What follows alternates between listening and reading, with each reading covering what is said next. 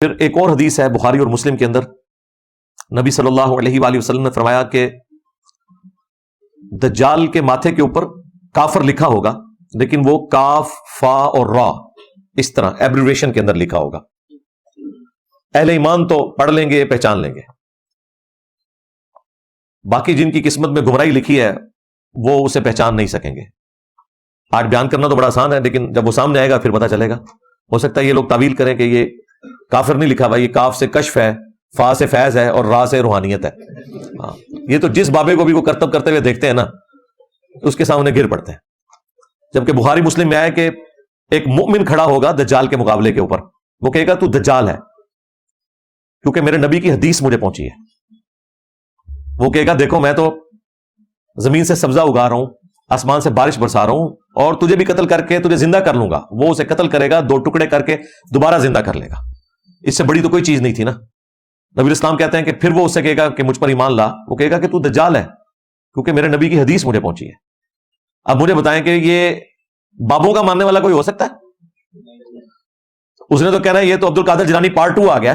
ہاں، وہ بھی ان کی طرف غلط بات منسوب ہے، انہوں نے کہیں کو مردہ نہیں زندہ کیا، ان بیچاروں کو تو پتہ ہی نہیں، ان کے تو فرشتوں کو بھی نہیں پتا ہوگا کہ ان کے ساتھ کیا کیا انہوں نے۔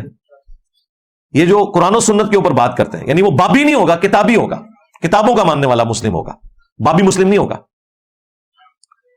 پھر نبی اسلام کہتے ہیں کہ وہ دوبارہ قتل کرنے کی کوشش کرے گا تو وہ قادر نہیں ہوگا اس کے قتل کے اوپر، پھر وہ اسے اٹھا کے اپنی جہنم میں پھینک دے گا، جو اس کے ساتھ ایک جنت اور جہنم چل رہے ہوں گے۔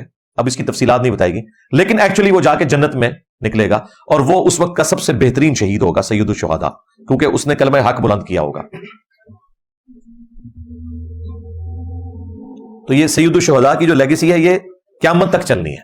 المستدرک للحاکم میں حدیث ہے کہ حمزہ ابن عبد المطلب سید الشہداء ہیں، اور ہر وہ شخص سید الشہداء ہے کہ جو جابر حکمران کے سامنے کلمہ حق بلند کرے یہاں تک کہ اسے قتل کر دیا جائے۔ اسی حدیث کے تحت ہم امام حسین علیہ السلام کو بھی سید الشہداء کہتے ہیں۔ وہ بعض ناصبی کہتے ہیں یہ تو حضرت حمزہ کا لقب تھا، وہ حدیث پوری پڑھیں، صرف حضرت حمزہ کے لیے نہیں ہے، قیامت تک ہر وہ انسان جو کلمہ حق بلند کرے اور اس کی پاداش میں اسے قتل کر دیا جائے وہ سید الشہداء ہی کہلائے گا۔ پھر ایک اور بڑی انٹرسٹنگ حدیث ہے بخاری اور مسلم میں کہ جب آخری فیصلہ کن جنگ ہوگی مسلمانوں اور یہودیوں کی، ظاہر کرسچنز تو اسلام قبول کر لیں گے عیسیٰ ابن مریم کی وجہ سے، تو اگر کسی درخت یا پتھر کے پیچھے بھی کوئی یہودی چھپا ہوگا نا تو اللہ تعالیٰ اس درخت اور پتھر کو زبان دے گا۔ یہ میدان جنگ کی بات ہو رہی ہے، عام حالت کی نہیں ہے۔ اور وہ بولے گا کہ اے مسلم، میرے پیچھے یہودی ہے، اسے قتل کر دے۔ یہ باقاعدہ الفاظ ہیں، اے مسلم، اے بریلوی، اے دیوبندی، اے شیعہ، اے وہابی، اے حنفی، شافعی، مالکینی، اے مسلم۔ اس کا مطلب ہے کہ دجالی سسٹم کو جب دجال لیڈ کرے گا تو اس کے مقابلے پہ جو مسلم سسٹم ہے وہ بھی اپنی جڑ پکڑ چکا ہوگا، اس حوالے سے کہ لوگ ان فرقوں کی تفریق سے آزاد ہو چکے ہوں گے۔ ابھی تک تو ایسی صورتحال نہیں ہے، اس کے لیے کافی ٹائم چاہیے۔ بہرحال ایک معاملات تو سیدھے ہونے شروع ہو گئے ہیں اس پلیٹ فارم کی برکت سے، ورنہ آپ مجھے بتائیں کہ کٹر قسم کی بریلوی یا دیوبندی یا اہل حدیث مسجد میں آپ چلے جائیں اور وہ آپ سے پوچھیں آپ کون ہیں، آپ کہیں میں مسلم ہوں، تو آگے سے وہ یہ نہیں کہے گا کہ جی اچھا یہ مسلمان ہے، بڑی اچھی بات ہے، وہ کہے گا میں کافر ہوں۔ یعنی اتنا چڑیں گے، وہ کہیں گے نہیں بتاؤ اندر کیا ہو بیچ میں، جب تک آپ کوئی فرقے کا نام نہ لیں ان کی تسلی نہیں ہوتی۔ تو یہ لوگ تو پھر اس درخت یا پتھر کی آواز کے اوپر لبیک نہیں کہہ سکتے، انہوں نے تو ماننا ہی نہیں ہے۔ انہوں نے کہنا ہے انجینئر صاحب کو ویڈیو چل پہ یہ پیچھو مسلم مسلم رٹ لائز، یہی کہتے ہیں نا۔ البتہ نبی اسلام نے فرمایا ایک درخت ہے غرقد کا، ایک بہت بڑی جھاڑی ہوتی ہے، اس میں کئی بندے بھی چھپ جائیں وہ نظر نہیں آتے، بڑی گھنی قسم کی جھاڑی، وہ یہودیوں کا درخت ہے، وہ ان کو پناہ دے گا، جس کی کاشت وہ کرتے ہیں بڑی کثرت کے ساتھ۔ اس کے پیچھے یہ ریزن بھی ہو سکتی ہے اور ٹیکنیکل ریزن بھی ہے، وہ ریگستان میں اتنی بڑی اور کوئی جھاڑی نہیں ہے جو اتنی سخت جان ہو جو اگ سکے، اس وجہ سے بھی۔ باقی تو مسلم شریف میں تفصیل کے ساتھ آیا کہ مقام لد کے اوپر عیسیٰ ابن مریم قتل کریں گے دجال کو، وہ ان کے سانس سے پگھلے گا، اور اس کے بعد یاجوج ماجوج والا معاملہ ہوگا۔ الٹیمیٹلی ایک بڑی تفصیلات ہے، میں صرف اس وقت ایک بلو پرنٹ کے طور پہ آپ کے سامنے رکھ رہا ہوں۔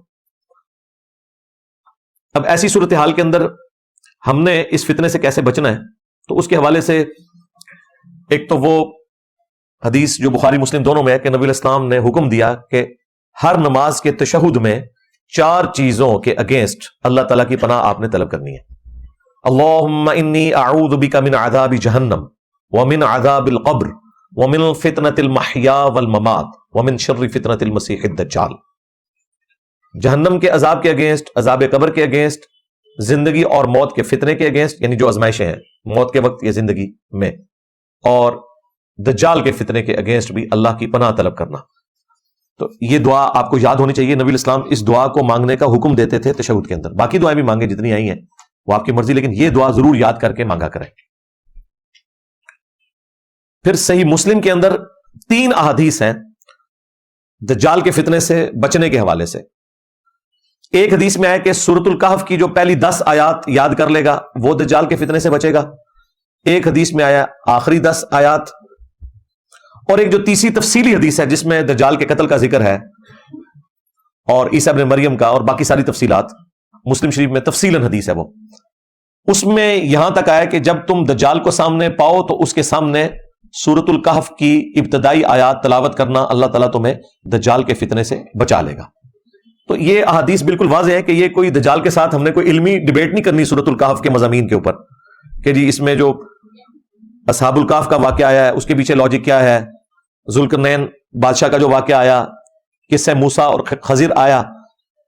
ٹھیک ہے، وہ آپ ضرور علم حاصل کریں، میں نے بڑی تفصیل کے ساتھ ویڈیوز ریکارڈ کروائی ہیں، لیکن دجال کے ساتھ آپ نے کوئی علمی اس حوالے سے بحث نہیں کرنی ہوگی کہ بھئی اس میں آپ کو بتاتا ہوں اس کے پیچھے کیا ہے. نہیں، آپ نے صرف یہ آیات تلاوت کرنی ہے، اللہ تعالیٰ آپ کو فتنے سے بچا لے گا. بھلے آپ کو ان آیات کا مفہوم نہ بھی پتا ہو، یہ وظیفے کے طور پر ہے.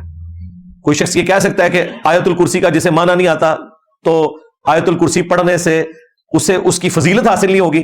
جو صحیح بخاری میں آئی ہے کہ جو رات کو سونے سے پہلے آیت الکرسی پڑھ لے اللہ تعالیٰ صبح تک ایک فرشتہ اس کی حفاظت کے اوپر مامور کر دے گا. یہ بخاری میں حدیث موجود ہے.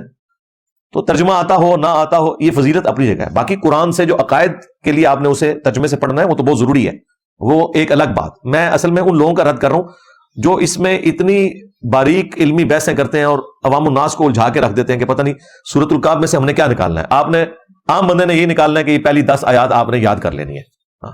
جامع ترمذی میں 3 آیات کا بھی ذکر ہے لیکن وہ راوی کا وہم ہے، لیکن اس میں ہے کہ جو اس کی روزانہ تلاوت کرے.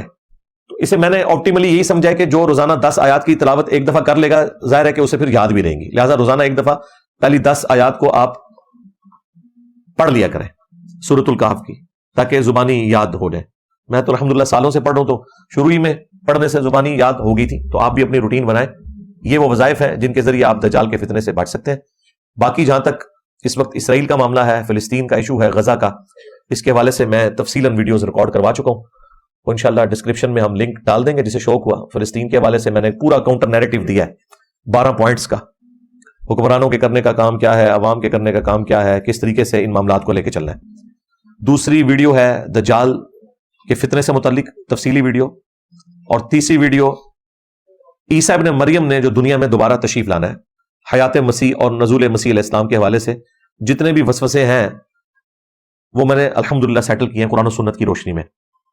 ان 3 ویڈیوز کو ہم ڈسکرپشن میں ڈال دیں گے، بلکہ کامنٹس میں بھی ڈال کے پن کر دیں گے، کیونکہ ہر دفعہ میں ایک بات کے اوپر تفصیلاً گفتگو نہیں کر سکتا. یہ چونکہ تقاضا تھا کہ کچھ چیزیں اس کے ساتھ جڑی ہوئی تھی، میں نے اس لیے بیان کر دی. تو اینڈ رزلٹ یہی ہے کہ کوئی ٹینشن لینے کی ضرورت نہیں ہے میرے بھائی. اس طرح کرنے سے کوئی نہیں دجال نے نکلنا. ہاں بعض لوگوں نے وی لاگس بنا کے اپنے ڈالرز کھڑے کر لینے اور بار بار کرتے رہنا ہے. اینڈ پہ انہوں نے بھی معذرتی کر لینی ہے کہ جناب یہ ہم سے سمجھنے میں غلطی ہوئی. اس لیے اس قسم کے اٹکل پچو میں نہیں چلاتا. میں اتنا ہی بتاتا ہوں کہ اتنا ہوگا. وہ کب ہوگا؟ وہ جب ہوگا پھر ہی پتا چلے گا. یہ ذہن میں رکھیے گا. لوگ کہتے ہیں نہیں پہلے پتا چلنا چاہیے. پہلے پتا ہے تو اس کا پھر علاج بھی بتا دیا. بس یہ پتا ہونا چاہیے آپ کو کہ سورۃ الکہف کی پہلی 10 آیات آپ کو آنی چاہیے. باقی آپ نے کوئی اس سے مقابلہ نہیں کرنا. نہ نبی الاسلام نے کہا کہ آپ نے جا کے اس سے مقابلہ کرنا ہے، بلکہ کہا ہے کہ جب سامنے پاؤ تو 10 آیات پڑھنی ہے. نبی الاسلام نے دجال کا مقابلہ کرنے کے لیے نہیں کہا کہ تلوار لے کے سامنے آ جانا ہے. وہ تو ایک مومن بےچارہ پھنس جائے گا نا، تو اس لیے اس کے ساتھ ایسا معاملہ ہوگا. ادروائز اس کا مقابلہ کرنے کی طاقت کسی میں نہیں ہے. امام مہدی مقابلہ نہیں کر سکیں گے تو باقی تو شاہی کوئی نہیں. اس لیے اللہ تعالیٰ عیسیٰ ابن مریم کو نازل فرمائے گا، کیونکہ وہ سچے مسیح ہیں. ان کے ذریعے وہ مسیح الدجال یعنی دجل کرنے والا مسیح، اس کا خاتمہ ہوگا. تو امید ہے کہ یہ جتنی میں نے گفتگو کی اس سے آپ کو اوورآل کچھ چیزیں میں نے ڈائریکٹلی بتا دیں، کچھ انڈائریکٹلی بتا دیں، تاکہ ایک میسج کنوے ہو جائے آپ تک. باقی ماننا نہ ماننا وہ آپ کی مرضی ہے، ہمارا کام تو ہے علمی طریقے سے معاملات کو لوگوں کے سامنے ہائی لائٹ کرنا۔ اللہ تعالیٰ ہمیں دجال کے فتنے سے محفوظ فرمائے، اور فلسطین کے مسلمان جس تکلیف سے گزر رہے ہیں اللہ تعالیٰ غیب سے ان کی عزت آبرو جان و مال کی حفاظت فرمائے۔